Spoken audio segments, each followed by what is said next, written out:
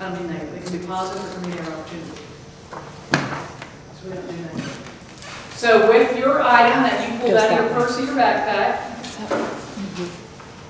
you get to write a statement, a one-sentence statement about how that item either links to the social or the emotional development of our K through 6 children. Either but not both. And you can't switch items. I see some of you going, ooh.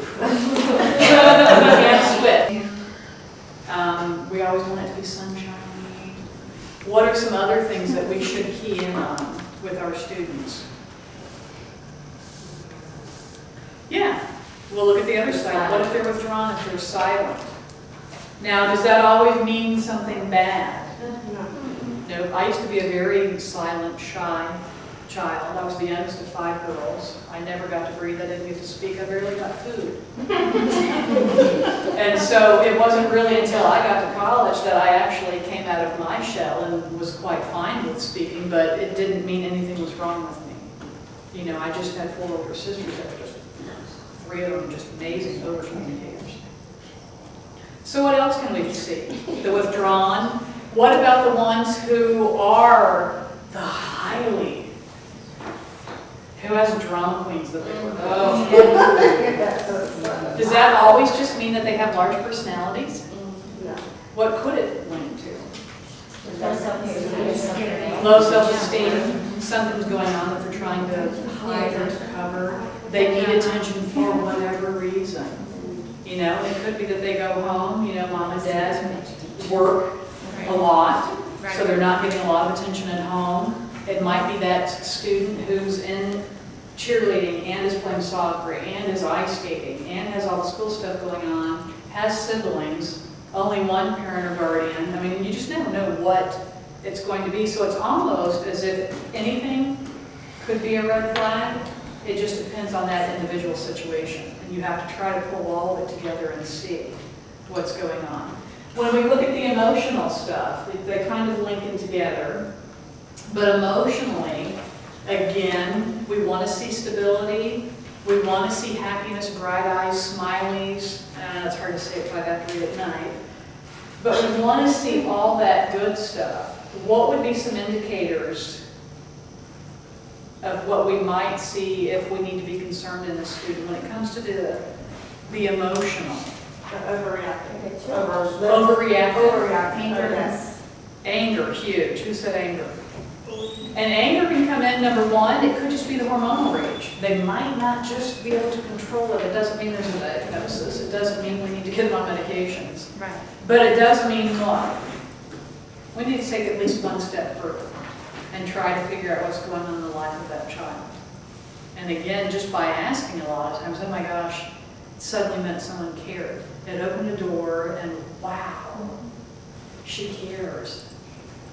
That makes a huge difference. I mean, that does with even kids in my classes. They just want to know you care, that you're paying attention, that you know that they showed up that day and every day. And so those are things that we want to look at. What else can you think of? Just 1 or 2 more things. Body language. Body language, big. Who said that? Okay. Body language. What does body language tell us? No one move. Look around the room. You're tired. You're hungry. You have somewhere else to be. That parent is going off on a rampage. You're open, you're excited, you're very willing. Your desire is to get this information. I'm not saying you're not.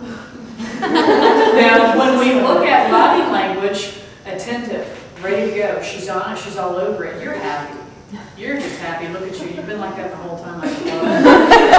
You're over here, Sister Mary Sunshine. Wow, that is cool. Now, there's nothing other than you being tired. I'm sorry if I picked on you. Okay?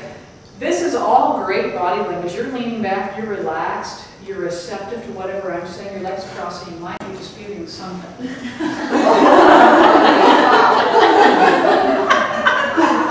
But what are some negative, isn't that fun? What are some of the negative body language things that we could see? Look how I'm all flustered now.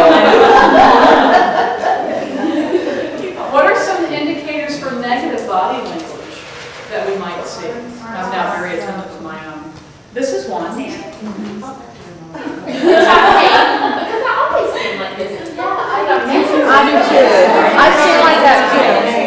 Now, I stand like this, and what's funny is I really do this to what she just said. It makes me have better posture, and it takes the pressure off my low back. That's the only reason I cross arms. Is suddenly. But I catch myself, I'm like, Me too. I was just doing it earlier, and I saw you looking at me like, I'm really not. Well, I was doing it too back here, and I didn't want you to get the wrong impression, like I was mad at you for something. And that's wait. What else might we see? Now, what does this all mean? King's Queen. I do it in jest. I don't really go here very often. It's also a power play.